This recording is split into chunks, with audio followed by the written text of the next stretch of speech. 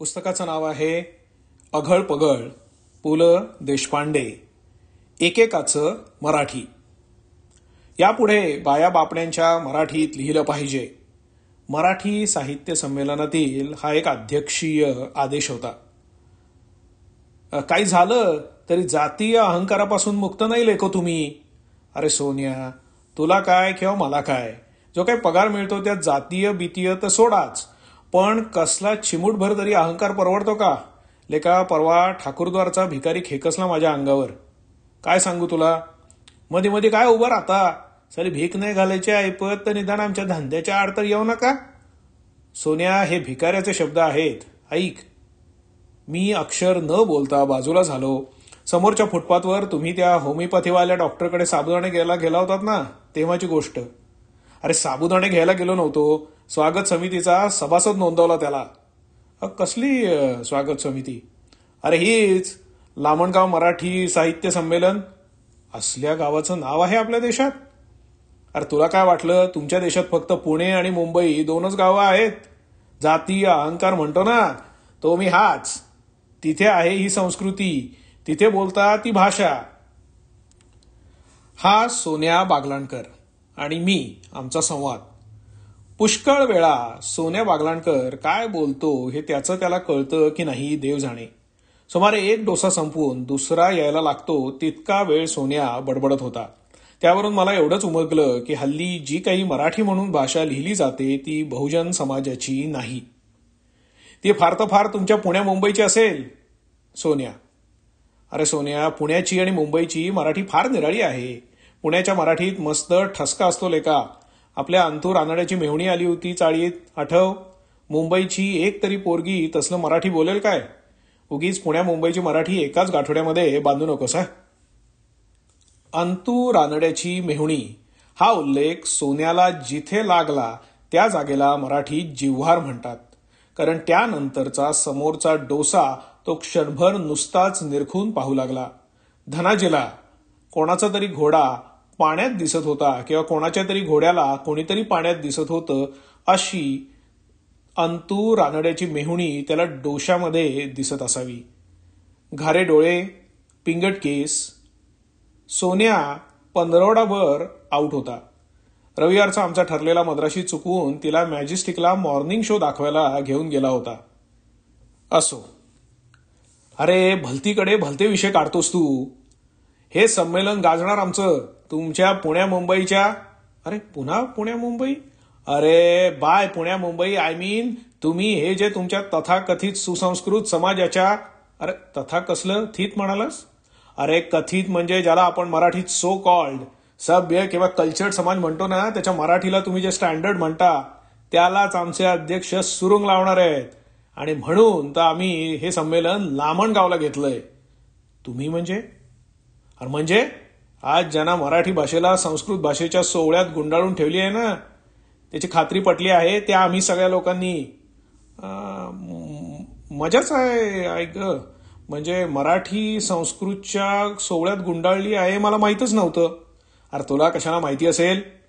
खरंच आहे, आपली तर सेकंड लँग्वेज पाली होती. तुम्ही संस्कृतवाले. खा खा ते उपीट खा. असहाय्य झाल्यासारखा चेहरा करून सोन्या म्हणाला. मद्राशाचं ₹1-1.5 साप्ताहिक ऋण चुकवून आम्ही त्या हॉटेलाबाहेर आलो. त्यानंतर सोन्या विजेसारखा अधूनमधून चमकायचा. हातात एक पावती पुस्तक, सभासद नोंदणी, प्रतिनिधींची सोय असल्या वादळात नुसता भिरभिरत होता. थोडक्यात म्हणजे सोन्या बागलाणकर लामणगाव मराठी साहित्य संमेलनात अथपासून इथपर्यंत घडलेला होता. बाकी सोन्या बागलाणकराला मला एका बाबतीत त्याचा फार हेवा वाटतो. ज्या नोकरीतून त्याला त्याचं अन्नोदक मिळतं तेवढं सोडून दरवेळी अथपासून इथपर्यंत घडण्यासारखं काही ना काहीतरी सार्वजनिक काम त्याला मिळत असतं. अर्थात साहित्य आणि राजकारण ही मात्र त्याची विशेष आवडती क्षेत्र.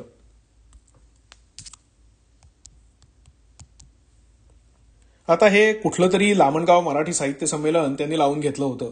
म्हणजे जळी स्थळी काष्ठी पाषाणी त्याला फक्त अध्यक्ष, उपाध्यक्ष, स्वागताध्यक्ष, विषय नियामक समिती याखेरीज काही म्हणजे काही दिसणं शक्य नव्हतं. बाकी तसं बघायला गेलं तर सोन्या बागलाणकर म्हणजे काही कोणी मोठा लेखक, वक्ता बिकताही नव्हे. पण कशानं तरी त्याचे 4 लोकात नाव आहे एवढं निश्चित. वर्तमानपत्रात देखील एखाद्या पत्राखाली अशा संस्थेचे कार्यवाह श्रीयुत S.V. बागलाणकर कळवतात असं 5-10 वेळा मी वाचलंय. सोन्या म्हणजे साधारणतः ज्याला एवम गुणविशिष्ट म्हणावं त्यातला आहे.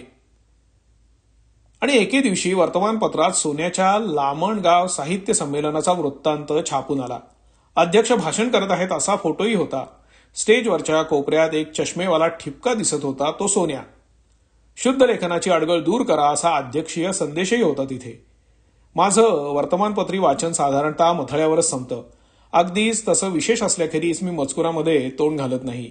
पण शुद्ध लेखनाची अडगळ दूर करा हे वाचून जरा उत्साह वाढला.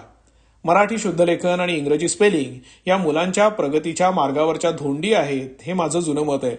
त्याला आता मराठी लामणगावच्या का असेना साहित्य संमेलनाच्या अध्यक्षांकडून पुष्टी मिळाली म्हटल्यावर आपण खुश. आणि सोन्याची माझी त्यानंतरची पहिली भेट आमच्या मद्राशाच्या हॉटेलात झाली. त्यावेळी मी सोन्यापुढे तावातावाने ही खुशी व्यक्त केली. आपण खुश सोन्या तुझ्या अध्यक्षावर. हवे कशाला शुद्ध लेखन? विचार शुद्ध पाहिजेत. काय हे रस्व लिहा ते दीर्घ लिहा करायचे काय? अध्यक्ष भलता भारी निवडलात लेखो तुम्ही. मास्तर लोक खुश असतील आता. अरे वह्या तपासायचा त्रास केवढा चुकला. खरं म्हणजे मराठी ही आपली मायबोली. काय म्हणजे ज्याची माय जशी बोलते तशी बोलायची भाषा. तिच्यावर संस्कृताचा सासुरवास का म्हणून? बोले तैसा चाले त्याची जर वंदावी पाऊले, तर बोले तैसा लिहे त्याची का नाही वंदावी पाऊले. मी इतका बोलत होतो आणि सोन्या बागलाणकर जणू काय मद्राशाच्या रेडिओवरून कोणीतरी तामिळ भाषेत खोबरेल तेल शुद्ध करायच्या क्रिया या विषयावर बोलत असावे अशा निर्विकार मनाने समोरचा डोसा कुरतडून खात बसलेला होता. सोन्याची ही एक अत्यंत इंटरेस्टिंग सवय आहे. आपण एखाद्या विषयावर आतडं किंवा जे काही पिळवटून बोलता येण्यासारखं असेल ते बोलावं. सोन्याला जर इंटरेस्ट नसेल तर तो जन्मजात बहिरा असल्यासारखा बोलतो. बोलणं हा केवळ त्याचा एकट्याचा जन्मसिद्ध हक्क आहे आणि आम्ही मात्र नुसते श्रोते. तो बोलत असताना आमच्या समोरचं उपपीठ थंड होऊन त्याच्या गारगोट्या झाल्या तरी आम्ही ह्यांची विद्वत्ता ऐकताना इकडलं तिकडे करायचं नाही. आणि इथे मी चांगला हर्ष म्हणावा इतका आनंद व्यक्त करतोय तर सोन्या संथपणाने डोसा रबंथ करतोय. शेवटी एकदाची त्याला वाचा फुटली. बोबू मम्मी वावंटो. तोंडात मसाला डोसा कोंबलेल्या अवस्थेत सोन्या बागलणकर म्हणाला. त्याच्या एकूण आविर्भावावरून त्या स्वरव्यंजनयुक्त ध्वनीचा अर्थ बोल तू मग मी सांगतो असा असावा हे मी ताडलं. नशीब उपपीठ खात नव्हता. सोन्या उपपीठ तोंडात ठेवून बोलतो त्यावेळी नुसके असे घुतकार येत असतात. झालं का तुझं एकदाचं खाऊन? साले काजू म्हणून जळके शेंगदाणे घालतात. ए कॉफी लाव दो. सोन्या अरे माझा मुद्दा राहिला. काय तुझा मुद्दा? सोन्या सावकाश पुस्त झाला. बाकी इतकी चिंचोळी एंट्री असलेला मेंदू मी तरी पाहिलेला नाही. मराठीचं शुद्धलेखन या विषयावर मी त्याच्याशी 2 डोसे आणि एक उपपीठ इतका वेळ बोलत होतो. पण त्याच्या मज्जातंतूवर फक्त उपपीठात जळके शेंगदाणे का घातले याखेरीज दुसरी रहदारी नव्हती. सोन्या तुमच्यासारखे आम्ही साहित्यवाले नाही. मंजूर म्हणून काय शुद्धलेखन म्हणजे काय हेही आम्हाला कळत नाही. अरे काय झालं शुद्धलेखनाचं? सोन्याच्या आवाजामध्ये जरा वेगळा असा स्वाद आला होता. श्राद्ध. अरे मराठी अभिमानी वगैरे बिल्ले लावून हिंटा लेको. मराठी लेखनात एवढी क्रांती झाली तुम्हाला पत्ता नाही? अरे क्रांती काय रोज होते. तो पेपर उघड. कुठल्या तरी पानावर कसली तरी क्रांती झाली असेल. काल परवात कुणाची 61 वगैरे झाली असेल तर बघ त्यानं कसली तरी केलेलीच असणार. अरे क्रांती काय विमा व्यवसायात सुद्धा होते आताशा. सोन्याचं हे बोलणं ऐकून मी थक्क झालो. हा आज असा इतका तिरका का चालतो हे मला काही कळेना. क्रांती बिंती ही सोन्याची मनमुराद बागडायची पूर्ण. वास्तविक मी आपला 4 चौघं वागतात तसं वागणारा. सोन्या म्हणजे त्याच्याच भाषेत सांगायचं तर मूर्तीभंजक. आंतरजातीय विवाह प्रकरणात सोन्या बागलाणकर बँडवाल्याच्याही पुढे. लाल बावटे धरून दुकानापुढे माणसं दिसली की सोन्या खुश. एकदा असल्या उत्साहानं स्वतःवर बिलामत ओढून घेतली होती. कुठल्याशा टापड दुकानांच्या नोकरांचा वाटतं संप होता. संपावर 1-2 नोकर लाल बावटे घेऊन उभे होते. कुठे काही असलं आणि असं त्याला दिसलं की सोन्या धावला. किंबहुना रस्त्यात जरा गर्दी दिसली की सोन्या घुसलाच. संपवाल्यांमधल्या दोघांपैकी एक बावटा धरून होता आणि दुसऱ्यांनी बोर्ड धरलेला होता.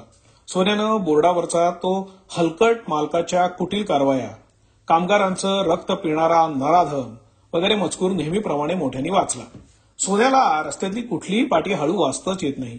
भिंतीवर चिकटवलेल्या नाटका सिनेमांच्या जाहिराती देखील मोठमोठ्याने वाचतो. इथे हलकट मालकाच्या कुटील कारवाया हे जोरात वाचल्यावर 4 लोक जमले. सोन्याला आवेश चढला.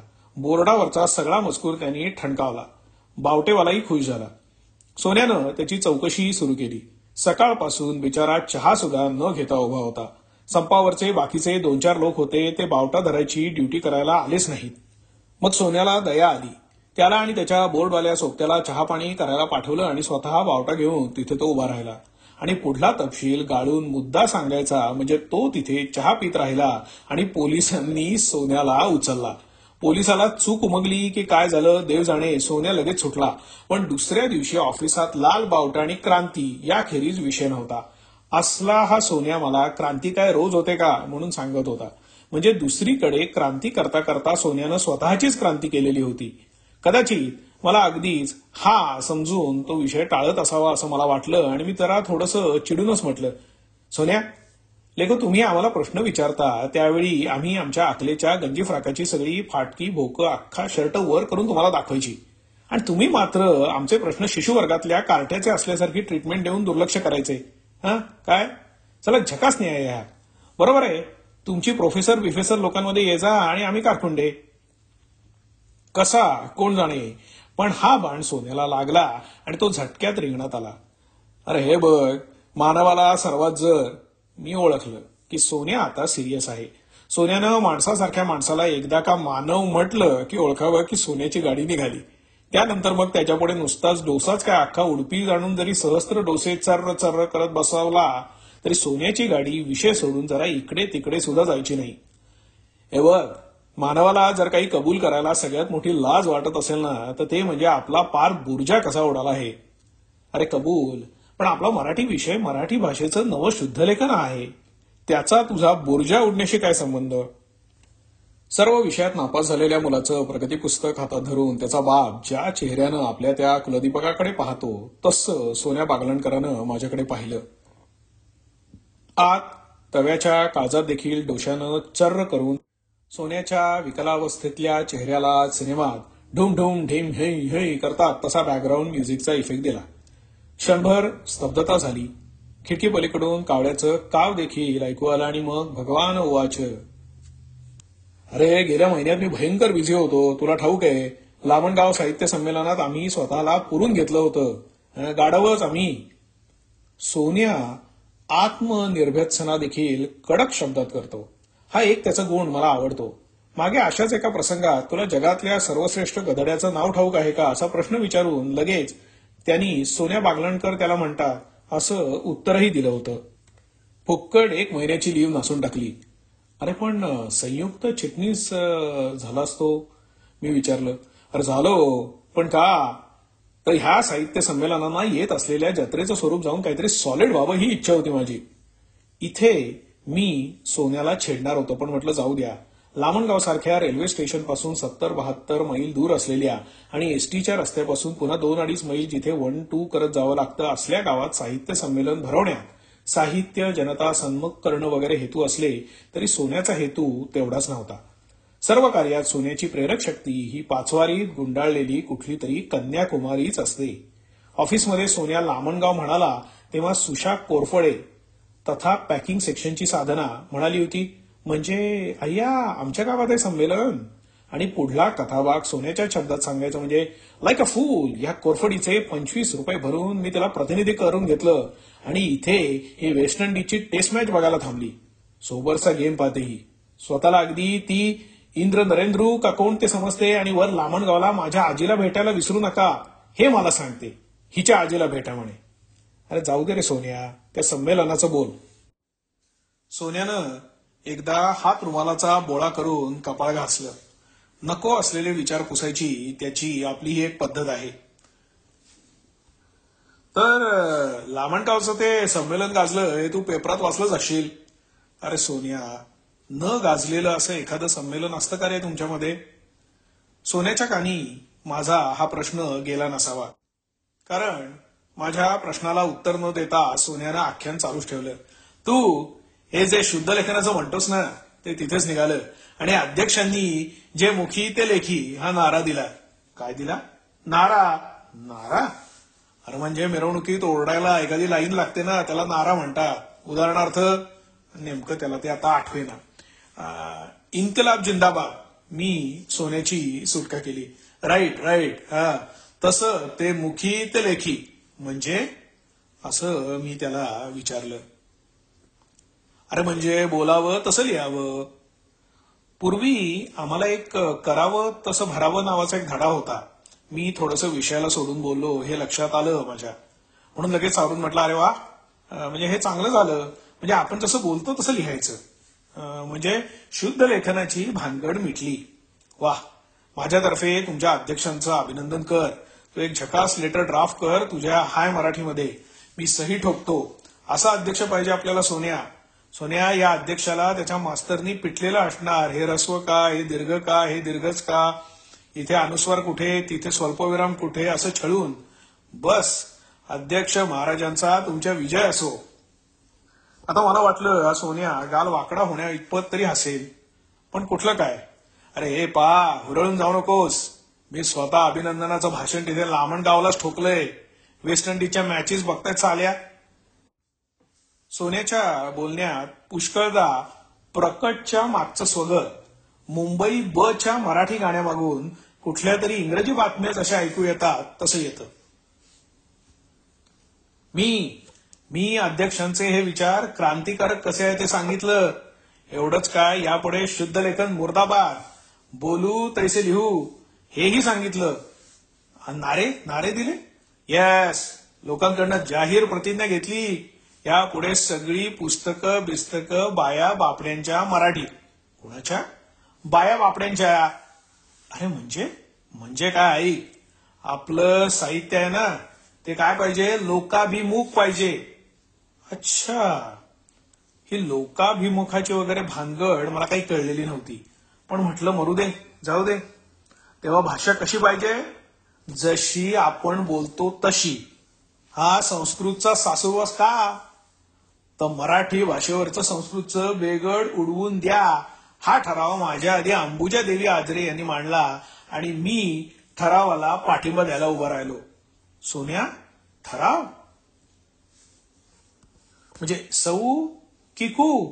म्हणजे मला म्हणायचं होतं सौभाग्यवती की कुमारी. कू. सोन्याचा सुस्कारा काउंटर पर्यंत ऐकू गेला असेल. म्हणजे तू काय सांगितलंस की संस्कृत सारखं हे रस्व दीर्घ वगैरे लफडं नको म्हणून? होय. मग ही अंबुजा देवी काय करते रे? तिला कशाला काय करायला हवंय? बापाचा विड्यांचा कारखाना आहे लेका. धो धो पैसे येतात तिथे. डोळे काय वाह वाह. बाकी विडी कारखानदारांच्या घरातून सोन्याचा धूर निघतो की नाही? मी आपला सुचलेला विनोद बोलून टाकला. सोन्या थोडासा अंबुजा लोचन स्मरणात घडलेला असावा गप्प होता. त्याला तेवढ्यात जाग आली. ते मरू दे रे तुझं भाषण त्याचं सांग. अंबुजा आजरेच्या विचारांना मी दुजोरा दिला. मी म्हणत होतो की त्या विडीवाल्याच्या लेकीनं या सोन्याला कसल्या तरी धाग्यानं त्या लामण गावात आवडलं असणार. सोन्याला काय स्त्री स्वरामध्ये अय्या इथे चपला कुठे ठेवायच्या हा प्रश्न देखील शिरशिरी आणतो. अंबुजा देवीनं मराठी भाषा तमिळ कडबोळी काढून लिहावी असं म्हटलं तरी या येड्यानं ठरावाला पाठिंबा दिला असता. उपजतच घायाळ मनुष्य हा. मी मग स्वच्छ सांगितलं स्वच्छ. सोन्या अंबुजेच्या नयन स्मरणातून बाहेर आला की शुद्ध लेखन हा एक विशिष्ट संस्कृतीच्या लोकांनी लादलेला विचार आहे. लादलेला. अरे पण सोन्या हे विशिष्ट संस्कृतीतली असं आडवणी कशाला बोलतोस? सरळ सांगायचं की शुद्ध लेखन हा भटा भावनांचा कावा आहे म्हणून. हे पहा मी एका विशिष्ट पातळीवरून बोलत होतो. अंबुजा आजरे. मी सरळ सवाल केला शुद्ध म्हणजे काय? सगळे चूप. हिंदीत जर पाणी शुद्ध तर मराठीतच ते पाणी अशुद्ध का? कशाला हवं पाणी? नव्हतं हे शुद्ध तर होतं हे अशुद्ध का? हा साली आयडिया. शुद्धवाले बेशुद्ध झाले असतील. हा माझा विनोद सोन्यानं दुर्लक्षण्या इतका काही वाईट नव्हता. अरे स्पष्ट विचारलं कोणासाठी लिहिता? आज तुमचा सगळा वाचक आमच्या खेड्यापाड्यात विखुरलेला आहे. शेताच्या बांधावर आहे, मोठेवर आहे, खळ्यात आहे, मळ्यात आहे, त्यांना काही कळेल अशा भाषेत लिहा. अंबुजा आजरीच्या टाळ्या ह्या माझ्या कानात आहेत, कानात. पुराव्यादाखल सोन्यानं दोन्ही कान इकडून तिकडे फिरवले. हे खरं ना सोन्या? अरे काय लिहितात अक्षर कळत नाही. अरे कालचीच गोष्ट मी वाचत होतो, निम्मे शब्द हाताबाहेरचे. तिच्या हुरद्यात करारल्यागत झालं, बैल दिपून कसनूस करायली असं लिहिलं होतं. आपल्या माहितीचा फक्त त्यात बैल शब्द निघाला. अरे काही कळेल असं तरी लिहाले को. सोन्या क्षणभर गप्प झाला. माझ्या बोलण्यात काहीतरी गफलत झाली असावी असं त्याला वाटलं. अरे हेच ते बाया बापड्यांचं मराठी. अरे पण सोन्या, बाया बायात आणि बापड्या बापड्यात जरा जाम फरक असतो की. मित्रा तुला हे कळतं ना? ते त्यावेळी मला जर का कळलं असतं ना. म्हणजे मी विचारलं. म्हणजे म्हणजे काय ते वाच. जसं बोलतो तसंच लिहिलं पाहिजे हा ठराव पास झाला आणि लामणगाव मराठी साहित्य संमेलनाचा संपूर्ण अहवाल तिकडल्या लोकांनी छापून प्रसिद्ध केला, तो वाच. तरी मला पहिल्यापासून शंका होती. कसली रे? तिथल्या शाळा मास्तरला ह्या अहवाल लिहायच्या कामावर बसवलं होतं, तो काहीतरी घोळ करणार याची. आता को कशाला आला तिकडे, म्हणजे कशाला आला तिकडे कडमडायला लामणगाव साहित्य संमेलनात? अरे वा, तांबडे गुरुजी लामणगावचे भूषण ना. इमानी मनुष्य, इमानी. व्यासपीठावरून येणारा प्रत्येक शब्द सरपंचाच्या थुकीसारखा झेलणारा. बोलावं तसं लिहावंचं बोर्ड घेऊन पोरांची मिरवणूक काढली त्यानं. त्यातच जिल्हा परिषदेचे अध्यक्ष आलेले बघून 2-4 बोर्ड बिना सहकार नाही उद्धार, 3च मुले तसौख्य फुले वगैरे बोर्डही त्यात घुसवले. म्हणजे या साहित्य संमेलनामध्ये काय मिरवणूक वगैरे होती का काय? लेजिम बिजिम लावून मरू देते. तो अहवाल वाच. आमचा तो बुर्जा उडाला ना, त्याचा पूर्वार्ध त्यात आहे, उत्तरार्ध नंतर ऐक. आणि मग मी तांबडे गुरुजींनी लिहिलेला अहवाल वाचायला सुरुवात केली. हे सगळे गुरुजी लोक जांभळ्या शाहीमध्ये का लिहितात देव जाणे. अक्षर अतिशय सुवाच्य होतं, पण पहिल्याच वाक्यावर ठेच लागली. बाझ्या बित्रांनो, आडी बराठी भाषेवर प्रेम करणारांनो. अरे कुठल्या भाषेत आहे रे? अरे सर्दीनं नाक चोंदलेल्या मराठीत. तो तांबडे गुरुजींनी इतका इरसाल असेल अशी मला कल्पना नव्हती. आज आपल्या लाबड गावात ही बोठी बोठी बुक लेहदारी बादशाह आली. अरे काय ही भानगड सोन्या? मी त्याला विचारलं. अरे त्या स्वागताध्यक्षाला झाली होती जाम सर्दी. तो जसं बोलत होता तसं मुखी ते लेखी या न्यायानं तांबडे गुरुजींनी आणि त्यांनी ताकीद दिल्यामुळे त्यांच्या हाताखालच्या इतर चिल्लर गुरुजी आणि गुरुजनींनी लिहून काढलं.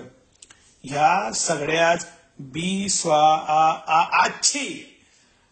इथे स्वागताध्यक्षाला आलेली शिंकही तांबडे गुरुजींनी अशी लेहून काढली होती. सोन्या माझ्यापाशी कधी नाही तो हताश होऊन बसलेला होता. मधूनच अंबुजा देवी, अंबुजा देवी, लंबुजा देवी असे पासही जुळवत होता. सोन्या वास्तविक भलता संस्कृतवाला, पण अंबुजा देवी आजरे नामक कन्येपुढे आमचा हा यती वेडावून गेला. थोडक्यात म्हणजे भलत्या घोड्यावर खेळला. मी तो बोलावे तसे लिहावे तत्वावर हुकूम बनवलेला अहवाल वाचून ओळी ओळींमध्ये ठेचकाळत होतो. हे रे काय सोनबा, स्वाज्य मिळाल्यानंतर भारतात निनियाळ्या पकाआच्या सुधारणा करायच्या ठाऊन. अरे हे आमच्या पालीसारखं वाटतंय. अरे ते प्रोफेसर गुणगोळकरांचं भाषण असेल, त्याला र म्हणता येत नाही ना, तर त्यामुळे तो तसं बोलतो. त्यांनी ते तसं लिहून काढलं. मग मी त्या मराठी साहित्य संमेलनाच्या वृत्तांतातून आल्या गेल्याचं, बाया बापड्यांचं, शेजाऱ्या पाऱ्यांचं असं नाना तऱ्हेचं मराठी शोधायला लागलो. मराठी भाषा जर इतक्या प्रकारांनी नटायला लागली तर तिचा अवतार हजार धांदोट्याच्या परकर दिसलेल्या कडक लक्ष्मीसारखा दिसेल याची मला खात्री पटली.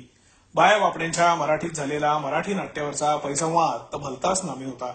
आमच्या विद्वान मंडळींनी हे लोकाभिमुख मराठी इतक्या झटक्यात पचवलं असेल अशी कल्पनाही नव्हती. म्हणजे वर्षापूर्वी आत्माविष्करण, अभिव्यक्ती, आकृतीबंध, गोचर, आगळे, प्रकटीकरण असल्या खडकाळ वाटेनं जाणारी मराठी एकदम भलती देशी होऊन गेली होती. एका प्राध्यापकानं तर मराठी नाट्याचा सगळा इतिहास सावरीवर बसून तंबाखू चोळत सांगितल्यासारखा सहजी सांगितला होता. म्हणजे बरका भिडून त्या किर्लोस्कराचा अण्णा होता ना, हा बरका मुलकी कात्यात साहेबाच्या जमान्यात त्यानं राव दुष्यंतराजानं शकुंतलेशी गंधर्व लावला का कणव बाबाच्या फारिस्टातल्या आश्रमात त्याच्यावर जाम 100-150 गाणी बिणी टाकून असं नाटक केलं. त्याचा धंदा जमला तशी साहजिकच 4 छंदी धावलं तिकडं. म्हणाले असतील लाईन बरी आहे, जावं तिकडं. किर्लोस्कराचा अण्णा चांगला मोठा उच्चापुरा देखणा गोरापीठ आपल्यासारखं या गाण्या बजावण्यातलं पोरण बाप त्यांनी जमवलं. दुसरं नाटक काढलं सुभद्रेच्या लग्नाचं. धो धो चाललं राव, काय सांगू. गाणी तर एकावर एक फाईनबाज, अजून देखील पॉप्युलर. मग ते देवल मास्तर आलं, त्याने एक नाटक काढलं वैमी स्वभावाच्या नवऱ्याचं. ही मजा संशय कल्लोळ म्हणजे त्याचं नाव ठेवलं. म्हणजे हिचा त्याला आणि त्याचा हिला सारखा वहील. सगळी मजा नुसत्या फोटोवर बर का गड्यांनो. आणि त्यातली गाणी सुद्धा हिट झाली. म्हणतानी म्हाताऱ्या नवरदेवाचा फार्स काढला न नाव ठेवलं शारदा. एवढूशा नात्या धुत्या पोरीचं लगीन जमवलं म्हाताऱ्याशी. भटम पैशाचे लोभीन म्हातारा लग्नाच्या घाईला झालेला. आणि मग एक कोदंड असतो, तो त्या म्हाताऱ्याचा करतो बावच्या. असली मजेची नाटकं. आणि मग गडकरी मास्तर आले, वरेरकर मास्तर झाले, हे मूळ पोस्ट मास्तर. मागून नाटकात तालीम मास्तर झाले. आणि मग आत्रे मास्तर आले, हे आधी मास्तर आणि मग नाटकात आले. त्यांनी जी नाटकं लिहिली ना, त्या माणसाच्या हसून भोकना पडायचा. मी पानं उलटली. अहवाल चालूच होता. प्राध्यापक गरुडांनी नाटकाचं मूळ भांडणात असतं हे सांगितलं. म्हणजे काय सांगू माझ्या दोस्त हो, नाटक होतं कशातून. संघर्ष म्हणजे काय, 2 पार्ट्यात झोपली पाहिजे. बाप लेक म्हणा, नवरा बायको म्हणा, कुणाची तरी लेक आणि कुणाचा तरी ल्योक म्हणा, पण आधी त्यांची झळवायची आणि हळूहळू बेतानं गमतीनं मिटवायची आणि लगीन लावायचं. असल्या नाटकाला पूर्वीची उगीच स्वतःला शहाणी समजणारी माणसं सुखांतिका म्हणायची. आणि समजा लगीन नाही जमलं किंवा त्यातलं कुणीतरी मयत झालं तर दुःखांतिका म्हणायचे. आता हे सुखांतिका आणि दुःखांतिका कोणाला कळायचं. आपल्या बापळ्या बायांच्या मराठीत जिथं सगळ्यांचं भलं होऊन नाटक संपतं, त्याला आपण सगळ्यांना कळेल अशा भाषेत गोड नाटक म्हणू. आणि दुसरं असतं त्याला खारं नाटक म्हणू. म्हणजे खारं जेवण जसा मिरची जास्त झाली किंवा नाकाडोळ्यातून जसं पाणी आलं तरी आपल्याला आवडतं, तसं स्टेजावरचे दुसऱ्या लोकांचे हाल बघणं आपल्याला आवडतं. आणि गोडं तर सगळ्यांनाच आवडतं. आज आपल्या भाषेत गोडी नाटकं फार, अधूनमधून थोडी खारी नाटकंही घ्यावी. आता बाकी ही गोडी नाटकं आणि खारी नाटकं असल्या मराठी भाषेत मराठीतले विद्वान द्यायला लागले की माझ घरातलं मराठी, स्वयंपाक घरातलं मराठी असल्या मराठीत लिहिलेल्या पुस्तकांनी वाचनाची भूक वाढली न वाढली तर साली भूक वाढेल याची मला नक्कीच खात्री पटली. आणि तेवढ्यात सोन्या म्हणाला, आता सांग, हे लेखक विचारतील की नाही मराठी नाटक पाहिजे, कविता पाहिजे. ठीक आहे, कुठल्या मराठीतली बनवून देऊ मी, सांगा ना, ही पाहिजे मराठी का ती पाहिजे, थांब. असं म्हणून सोन्यानं पिशवीतून एक वर्तमानपत्राचा अंक काढला. वाचा आता हा बाया बापड्यांचा मराठीतला अग्रलेख. मी तो वाचायला सुरुवात केली. व्हिएतनामचे हानामारी आणि जॉन्सन साहेब असा त्याचा मथळा होता. आणि पहिलं वाक्यच आयशा ठसक्यात होतं, आता हा अमेरिकेचा जॉन्सन. आता लेका, कुठं तुझं गाव आणि कुठं ते व्हिएतनाम, सांगा बरं पेपर वाचणारांनो. गप पडावं आपलं पाव बिस्कुट खात, नाही ते उच्चपती करायची काय गरज आहे रे बाबा. वर तुला काय कमी आहे, दाबजोर पैसा आले का हो तुमच्याकडं. चढ झाला असता तर आमच्या देशाला झाडा. बामगोळ्या पायी उगाच लुस्कानी करायची. ज्याच ते आपल्या कर्मानी चढतंय न पडतंय. तेव्हा आमचा ऐका, हाणामारी आणि बामफेक आवरा आणि गहू धाडताय आम्हाला. आम्ही काय नाही म्हणत नाही, पण जॉन्सन साहेब तुमचं ध्यान जरा लढाईत गुंतलेलं पाहून तुमचं कोठाबळे कसला कंडम गहू धाडताय. आम्हाला काय ठावकी आहे का नाही आपणाला. म्हणजे दुसऱ्याला द्यायचं ते नीट जरा सडून पाकडून घ्यावं. सोन्या, अरे आंतरराष्ट्रीय विषय देखील बाया बापड्यांच्या मराठीत आले. वाह, तुझा अध्यक्ष भलता जोरदार निघाला मित्रा. खरं, पण त्याचं भाषण कुठे? अरे हे वाच. सोन्याने एक चोपडं पुढे टाकलं.